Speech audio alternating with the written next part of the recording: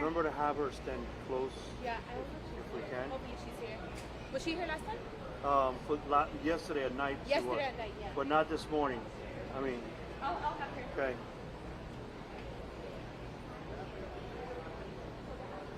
I would say about 5 more minutes, everyone. 5 more minutes.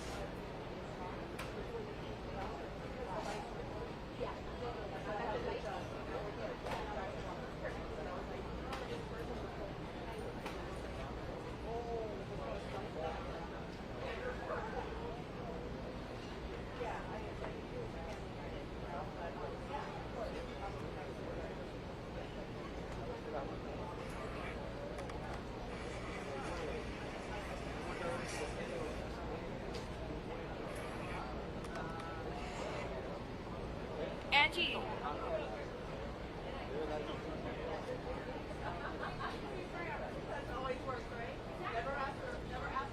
Angie, do it again. It cracked. I just hit it. Ready?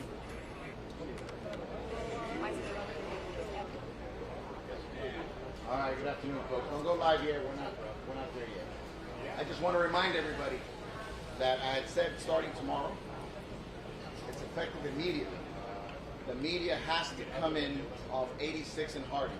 That's going to be the checkpoint where you're going to be allowed in. Show your credential, and they'll allow you straight into here, effective immediately as of now.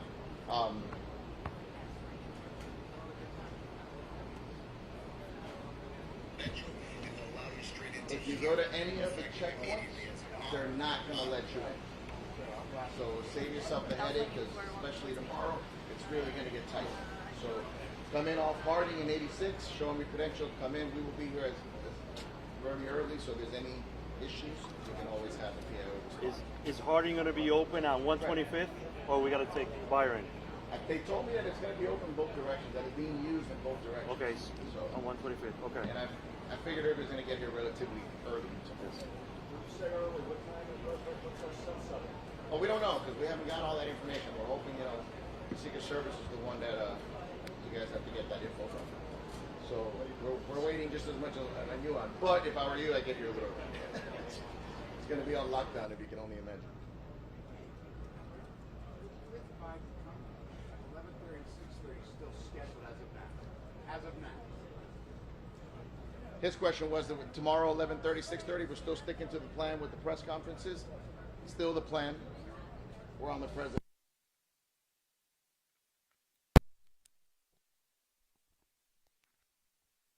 But keep in mind, this isn't your first rodeo. You guys know when the President of the United States comes in, the Secret Service does their sweeps, that once this area is considered a sterile area and restricted, movement is going to be very limited.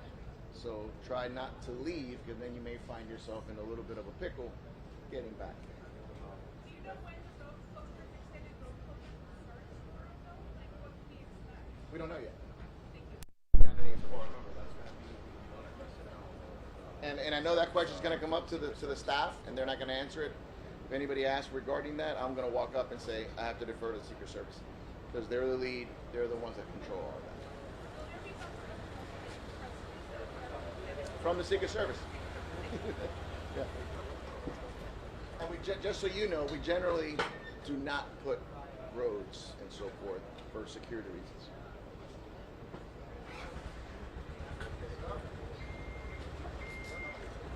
Missing out on the show.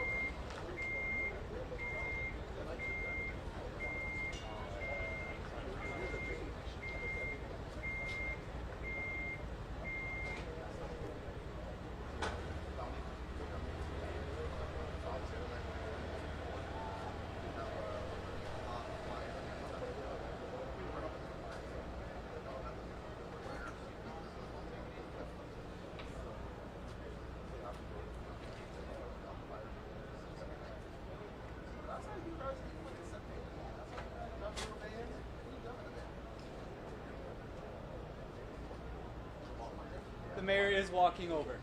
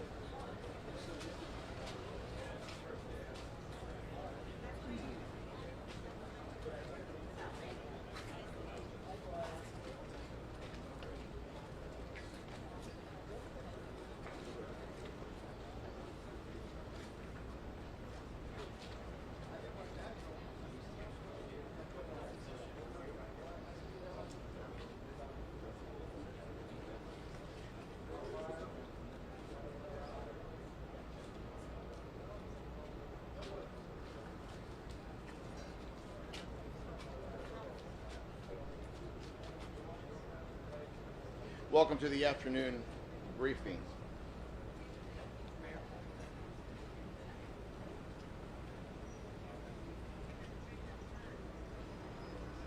First speaker is going to be Miami-Dade County Mayor Honorable Daniela Levine Cava.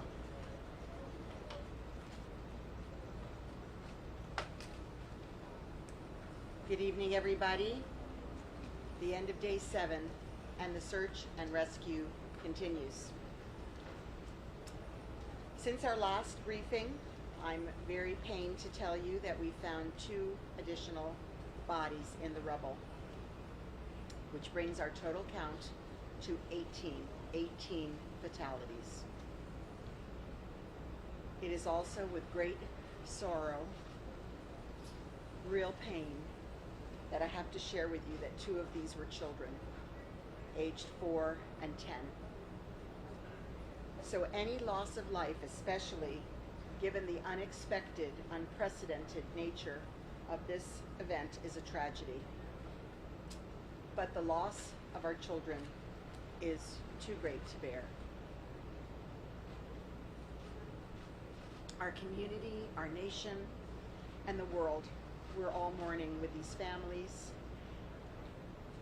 who have lost loved ones, and we grieve with them and we lift them up as a community, and we're so grateful for the support from all of you everywhere as we continue to dig through the rubble. So we're now standing united once again with this terrible new revelation that children are the victims as well. So in the worst of times, we come together and we pray together. Thank you. Thank you to everyone.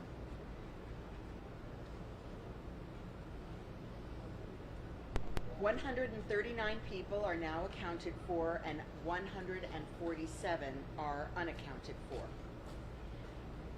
Our detectives are continuing to verify each and every contact, each and every tip that is received about missing people.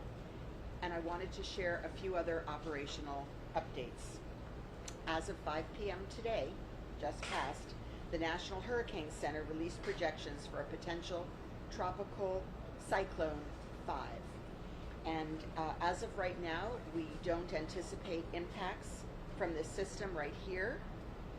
However, it's too early to detail any potential impacts for early next week. And so the storm is continuing to develop. We are closely monitoring its trajectory and progress.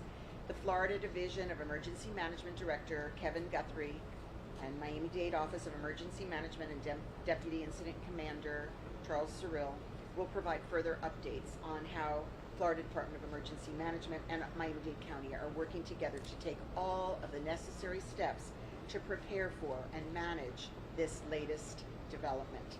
We've already moved swiftly and we've added resources to our operation in preparation for a possible storm event, and more resources and personnel are being deployed as we speak. It's truly a collaborative and comprehensive operation. You've all seen it.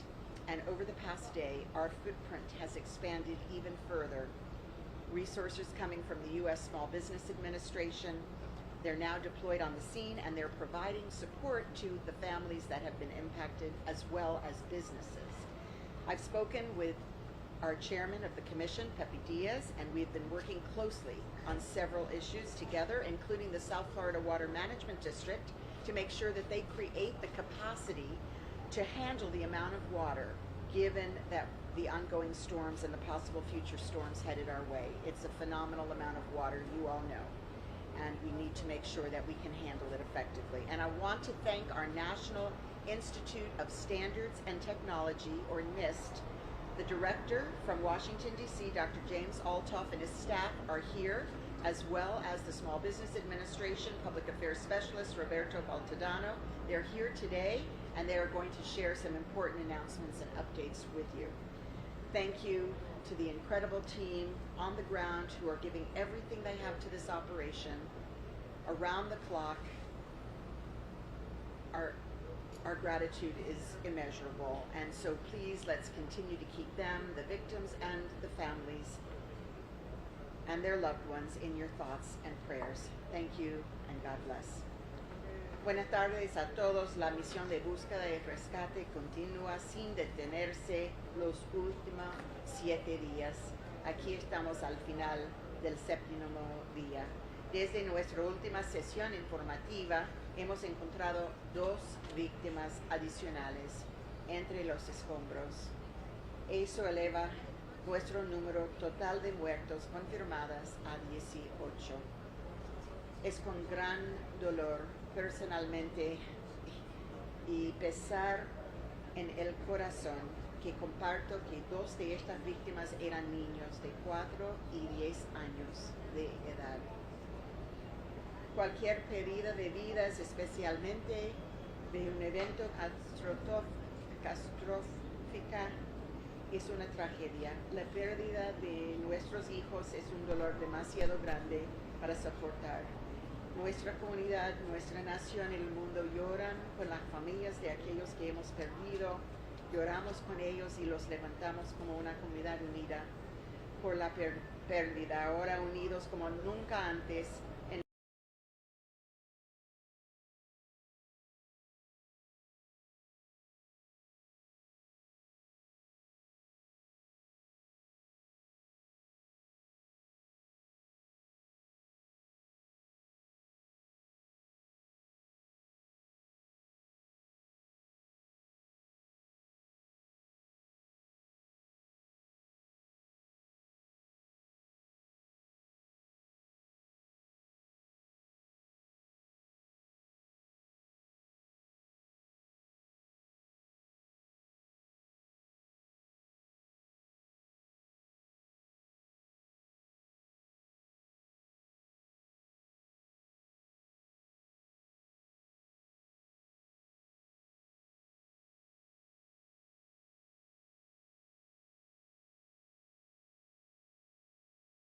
Pronto para detallar los impactos potenciales para principios de la próxima semana.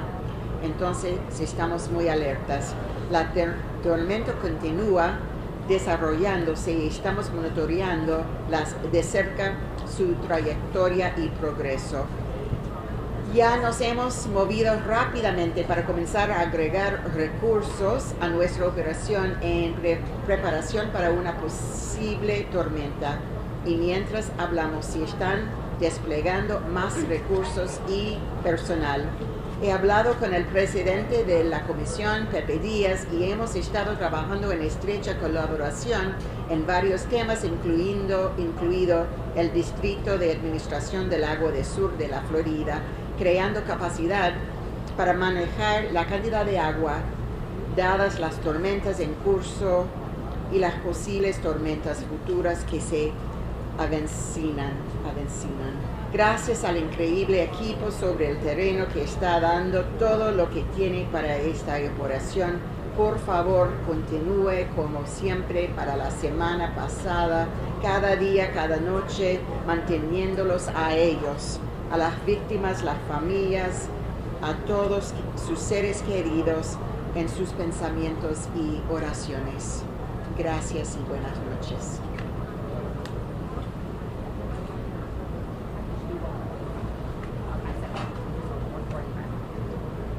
Excuse me, the unaccounted for number is 145. Los desacontables son 145. Gracias. Thank you, Madam Mayor. Division Director of Office of Emergency Management, Deputy Incident Commander Charles Cyril.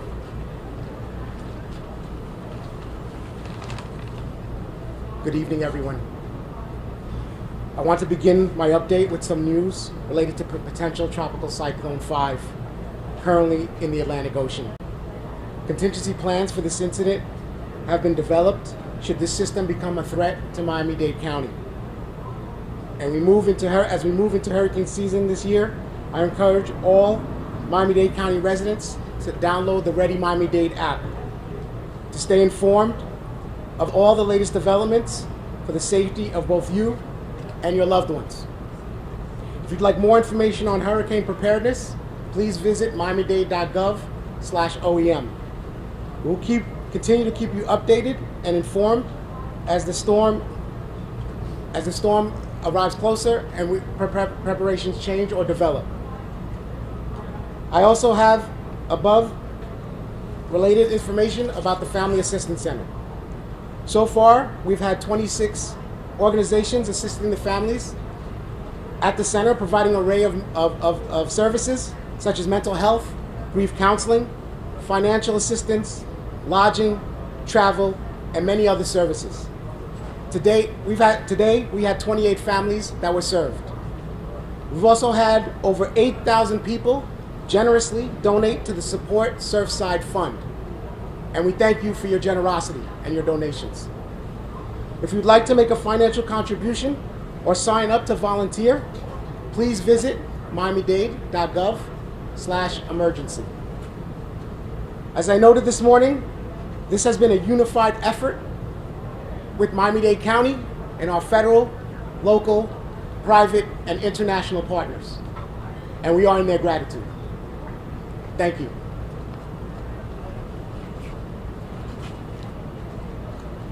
Thank you, sir. In Spanish, Miami-Dade Fire Rescue Director of Media and Public Relations, Erica Benitez. Muy buenas tardes. Quiero comenzar esta actualización con las últimas noticias sobre el Centro de Asistencia Familiar. Hasta ahora tenemos 26 organizaciones las cuales están contribuyendo su ayuda en este centro familiar. Uno de los servicios que están brindando son servicios de salud mental, consejería de luto, servicios financieros, alojamiento, viajes y muchos otros servicios, los cuales son tan necesarios en este momento tan difícil. También tenemos que más de 8,000 personas han donado generosamente al fondo de Support Surfside, y si quiere hacer una contribución financiera o inscribirse, les pedimos a todas las personas que estén buscando esta clase de servicios que visiten miamidade.gov/emergency. Como señalé esta mañana, este ha sido un gran esfuerzo unificado por parte de nuestros socios municipales, estatales y federales. Muchísimas gracias. Thank you, Erica. Representing the Florida Division of Emergency Management, Director Kevin Guthrie. Good evening. We continue to work with our local government and our federal partners. This afternoon, Chief Kaminsky asked that we go ahead and order up another Urban Search and Rescue Type 1 task force to come in and start making relief for the individuals that are already here on scene in preparation, and that was at my ask as well, in preparation for any tropical cyclone that may impact the state of Florida. You also know that this afternoon at 5 o'clock, the National Hurricane Center initiated advisories on potential tropical cyclone number 5. I had a call today with our chief meteorologist, her staff, and Director Ken Graham of the National Hurricane Center. We coordinated with the Hurricane Center to determine how this system will impact our state and how we can begin preparing for its impacts. In my discussion with the meteorologists, including Dr. Graham, it was that this system is moving fast at 21 miles an hour to the west-northwest across the Caribbean Sea, and it is too soon to make any determination which way it is going to go. PTC 5 is expected to strengthen by this weekend and become Tropical Storm Elsa. Maximum sustained winds right now are at 35 miles per hour, and the system is continued to strengthen. At this time, impacts to Florida from this system are not expected through Saturday. We will continue to work with Miami-Dade and our federal partners to enhance our contingency plans for what we may need to do if there should be an impact to South Florida. But I reiterate, there is no impact to South Florida through Saturday. Our state meteorology team is actively monitoring the system in coordination with the National Hurricane Center, and they will continue to provide consistent updates throughout the day to personnel on the ground as well as myself. We're continuing to implement those contingency plans, and we'll continue to provide updates on this system to everyone on its potential impacts to Miami and the rest of the state. Thank you. Thank you, Director. The Director of the National Institute of Standard and Technology, Dr. James Olthoff.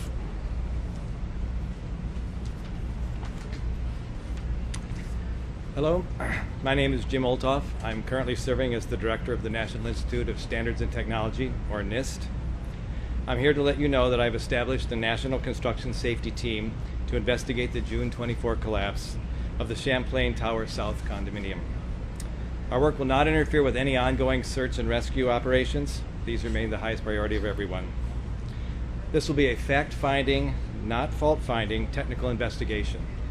It will take time, possibly a couple of years, but we will not stop until we have determined the likely cause of this tragedy. NIST is a non-regulatory agency with over 50 years' experience studying disasters and failures caused by events such as earthquakes, fire, tornadoes, and terrorist attack.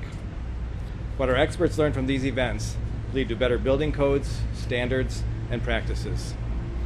So now I'd like to introduce Judy Matrani-Reiser, who is co-leading the NIST team on site.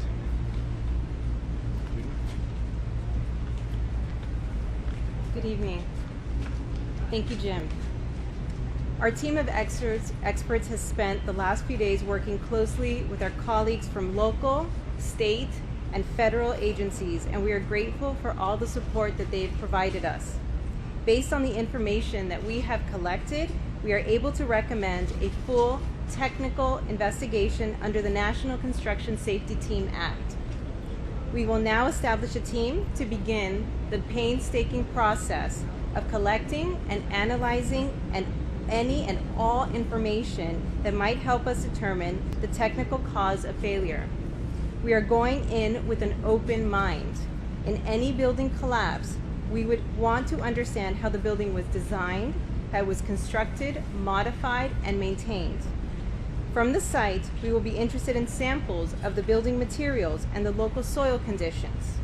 We are in the process of collecting evidence and defining the scope of our investigation. We will also determine the appropriate composition of our team. The team will include NIST staff members as well as outside experts. As the investigation moves forward, we may add expertise to the team as necessary. Our staff members have studied many failures and disasters in the past, including the World Trade Center collapses, the Joplin tornado, Hurricane Maria, and many more. Following the attacks of 9/11, there was widespread recognition that no federal agency had the principal responsibility for an investigation of building failures.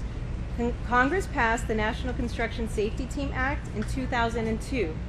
This act authorizes NIST to conduct technical investigations of building failures, to issue reports, and make recommendations to improve building codes and standards. The act provides NIST the ability to collect and to preserve evidence from the site of the failure and/or disaster, and to issue subpoenas and to hold hearings. NIST investigative authorities are secondary to criminal or terrorist investigations, and as Jim has said, we will not interfere with the active search and rescue operations at the failure site. Buenas noches. Y el equipo de nosotros de expertos se ha pasado los últimos días trabajando muy bien integrados con nuestras colegas localmente, estatales y federales. Estamos muy agradecidos por todo el apoyo que nos han dado en estos últimos días. Basado en la información que hemos recopilado, puedo decirles a ustedes hoy que hemos hecho la determinación que podemos hacer una investigación técnica completa bajo the National Construction Safety Team Act. Ahora vamos a establecer un equipo y vamos a empezar el proceso de recopilar datos y evidencia en los próximos meses y años. Vamos a entrar en este proceso con una mente abierta. En cualquier evento como este de edificios que han colapsado, tenemos que entender no solamente cómo el edificio fue diseñado, pero también cómo fue construido, cómo fue modificado y cómo fue mantenido. En el proceso de recopilar esta evidencia, vamos a definir el extento de nuestra investigación. También vamos a determinar el apropiado equipo que vamos a necesitar para completar esta investigación. Nuestros equipos y personas que trabajan conmigo hemos hecho investigaciones como esta en el pasado, incluyendo el colapso de las Torres Gemelas, el tornado de Joplin, el huracán María y muchos otros desastres. Nosotros nos vamos a pasar todo el tiempo que es necesitado para completar esta investigación, lo que se necesite para entender por qué falló el edificio. Como dijo el director de nuestra agencia, no estamos interesados en entender los culpables de esto, pero lo que estamos interesados en entender las maneras técnicas que falló el edificio. Muchísimas gracias. Sure. Judith Mitrani Reiser, JUDITHMITRANI-REISER. I'm the Associate Chief of the Materials and Structural Systems Division at NIST. Thank you, Dr. Altoff, and Associated Chief. And now Public Affairs Specialist for the U.S. Small Business Administration, Roberto Baltodano. Thank you. Good evening. First and foremost, our heart goes out to everyone who has experienced a loss, whether it is physical, human, or material in terms of their goods, particularly to those families who today learned of the loss of the children. Recovering from disaster is not difficult. However, the SBA is here to help in the measure that we can help in that process. And so today, the U.S. Business Administration announced that Florida businesses and residents, being homeowners and renters affected by these disasters, can apply for low-interest disaster loans from the SBA. SBA customer service representatives will be at the Family Assistance Center located at the Seaview Hotel, 9909 Collins Avenue in Bal Harbour, effective tomorrow starting at noon, 12 p.m., Monday through Sunday, basically. We're going to be there 7 days a week to provide a level of care and support that these families require and our business community needs at this time. Disaster loan outreach centers then will be open to provide one-on-one assistance to survivors, answer questions, and most importantly, guide them by the hand through the process of considering a disaster loan as means of their recovery. The declaration covers Miami-Dade County and the adjacent counties of Broward, Collier, and Monroe in Florida.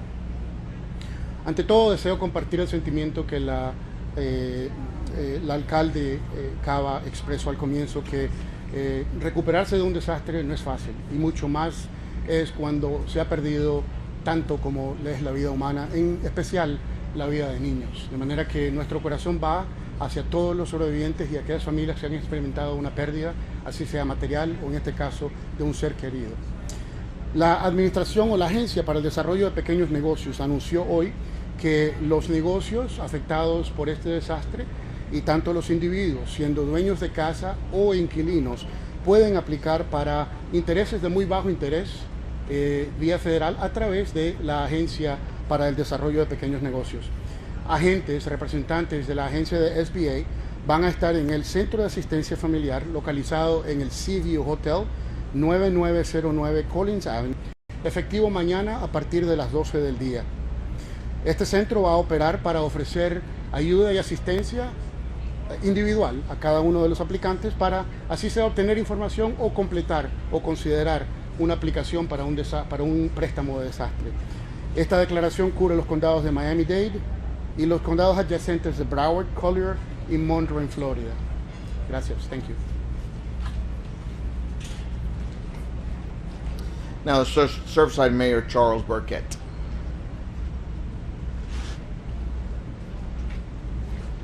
Good evening. As you may know, the town of Surfside has committed to pulling every shred of documentation related to the collapse of the Champlain Towers South and scanning it and getting it up on a website. Those documents are starting to appear now. I was at a meeting today regarding plans for the property to the north, which is in most respects identical, and it's got residents there that have expressed pretty serious concerns about whether or not their building is safe. To that end, we have hired an eminent engineer. This engineer did work on the Pentagon after 9/11. He did work on the FIU bridge recently that went down in South Miami. So he's been, now I was there in a meeting, he's poring over the plans for that building and expressing concerns about those plans in that they may not be complete. So what we're doing is we had the owners of that condominium in today, and I can say that up to this point they've been very cooperative and helpful. They've been providing us with information. I think that's something that NIST, who just spoke a little while ago, is probably going to want to take a look at, and we're going to be happy to work with them. But the bottom line is there are steps that we're going to be taking in conjunction with NIST and anybody else that wants to assist to develop a plan to ensure the residents who are living in that building that it is safe for them to be there. In the interim, we have arranged for alternative housing for anybody in that building that has a fear, and that is being funded through the supportsurfside.org site, which is a fabulous use of the money.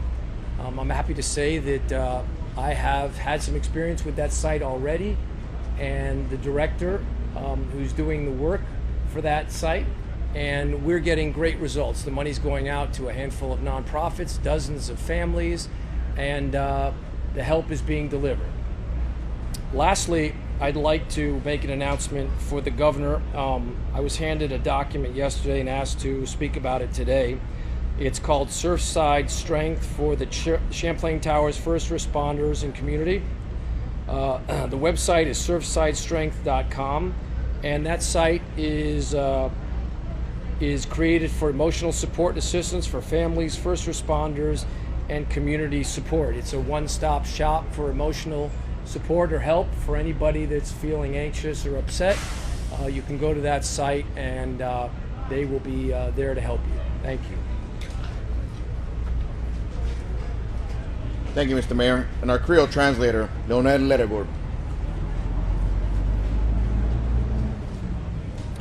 Bonsoir tout le monde.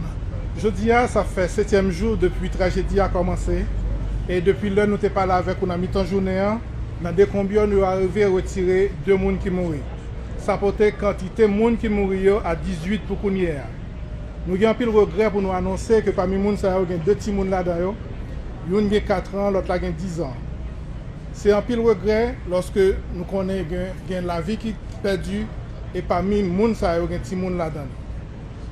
Pour le moment, nous sommes capables de dire que nous avons 139 personnes que nous connaissons qui là, mais il y a 145 personnes que nous pouvons connaître côté jusqu'au nia.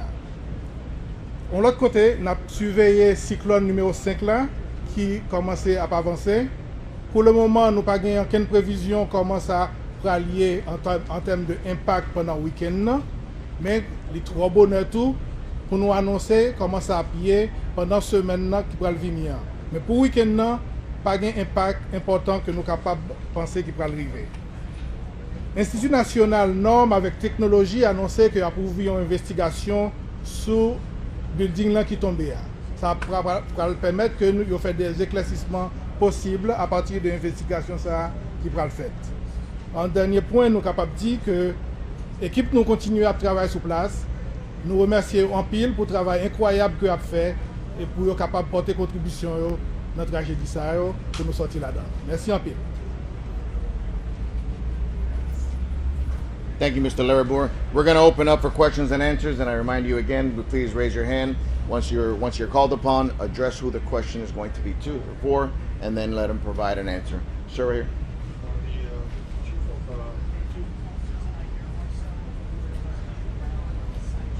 Two questions real quickly. We're going up to over almost 200 hours since this horrible tragedy has happened. What's the status of your man?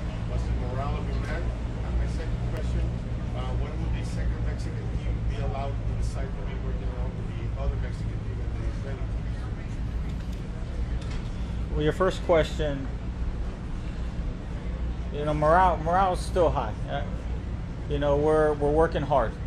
As Kevin mentioned earlier, we decided we're making the transition in regards to demobilizing the federal assets coming through as well. I think it's important with how hard we're working. The time, it's over 200 hours, but there's 145 individuals still missing. So we'll continue to move forward and do what we do. In regards to the group, the Mexican group, they're allowed to come. We said they would. Didn't meet them this morning, but they definitely can come in. We're incorporating different units to assist.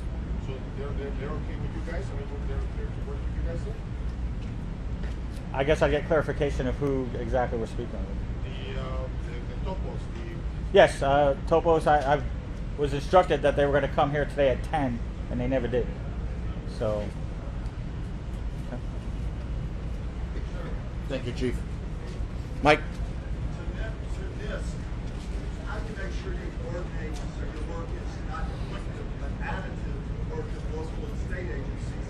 And to those who listen and say a few years perhaps is too long, that we need answers sooner, what do you say to that concern of people living up and down the coastline and continent? Sure. I'll answer the first question, and I think that everyone standing behind me has done a phenomenal job coordinating on site. We have gotten nothing but complete cooperation since we have been here. The efforts that are happening to make sure that there's coordination between the local, state, and federal levels is phenomenal. I am very proud to be working alongside everyone that is on site.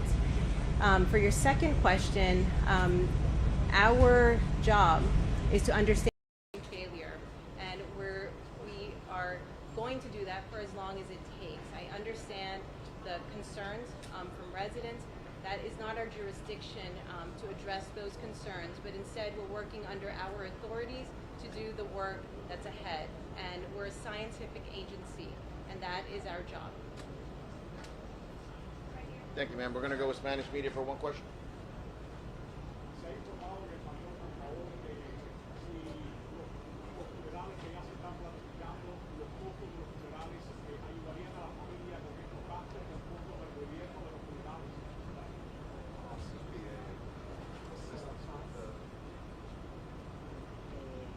¿Quieres saber los costos? Ay, sí, sí, eso FEMA tiene una parte para ayudar con las funerarias, y como tenemos tantas donaciones privadas, también podemos seguir para los que no califican. Entonces estamos uniendo todos los grupos que tienen fondos para arreglar exactamente cómo vamos a seguir. Gracias. Thank you, Madam Mayor. Ma'am.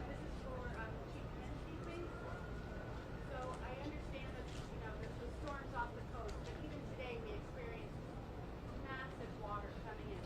How is it impacting the search and rescue, and also what will you do if the storm gets closer? How will you handle the search and rescue scene, because it would be a lot of flying debris?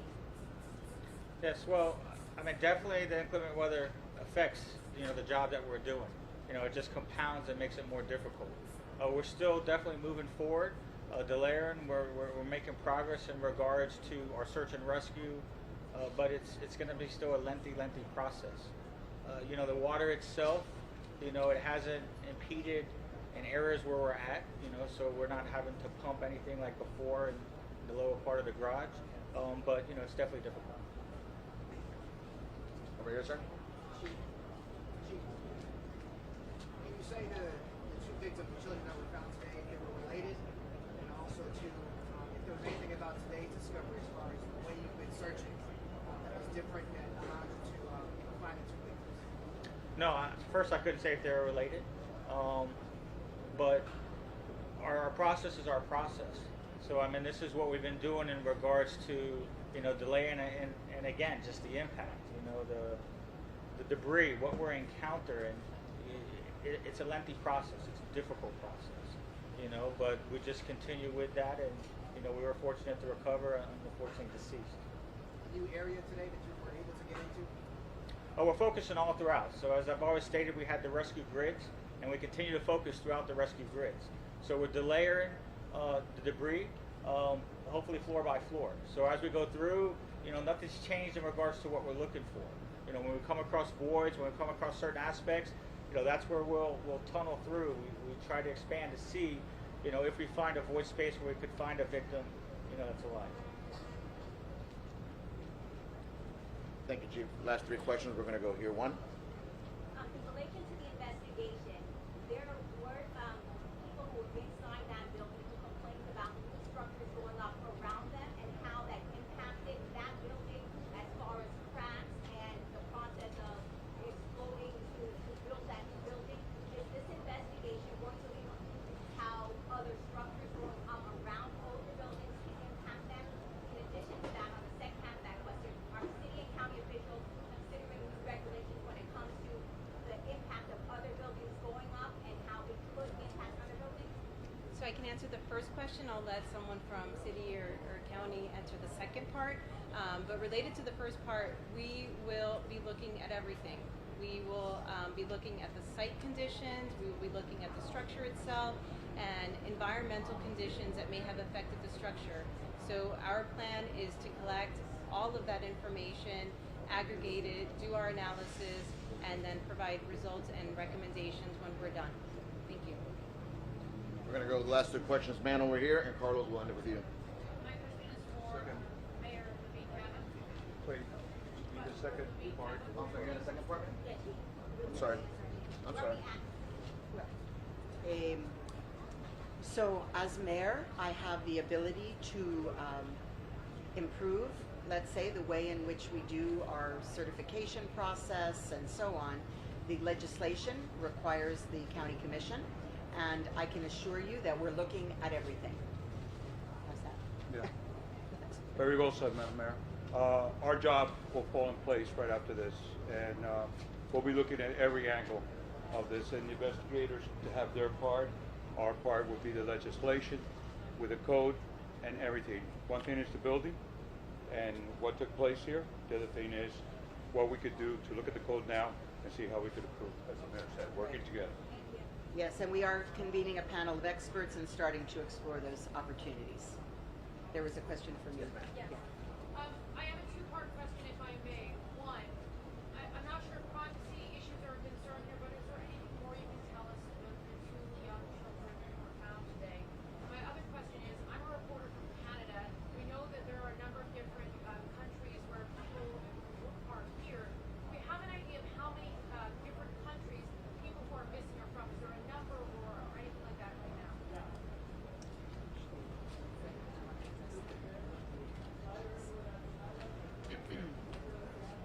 For the children, I think it's so important that we protect the privacy of the families and allow the families to say what they're comfortable sharing.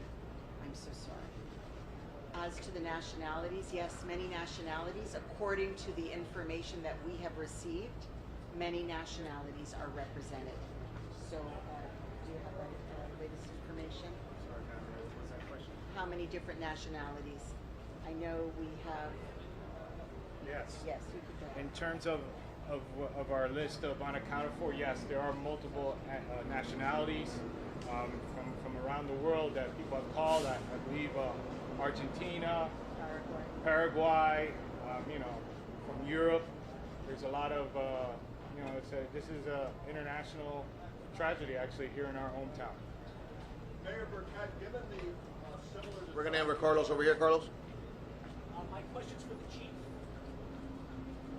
Chief, it's our understanding that some of the families were told that anywhere between 5 and 6 floors of the building are underground, and that you guys are obviously trying to get to that portion of the building because chances are you're going to find additional bodies. Can you give us any more information on that, as well as the focus on the collapsed pool deck?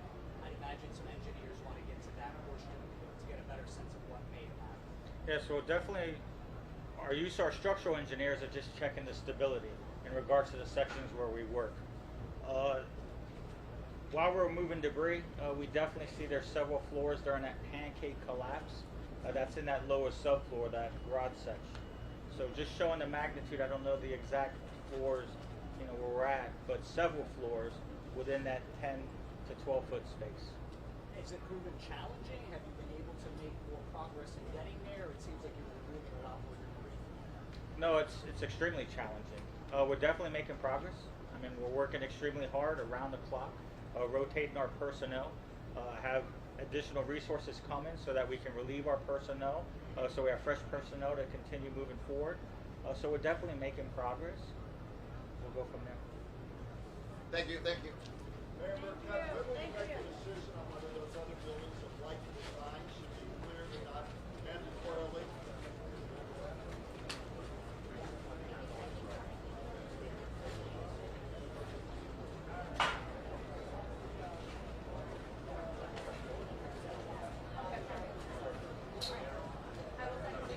Thank you so much.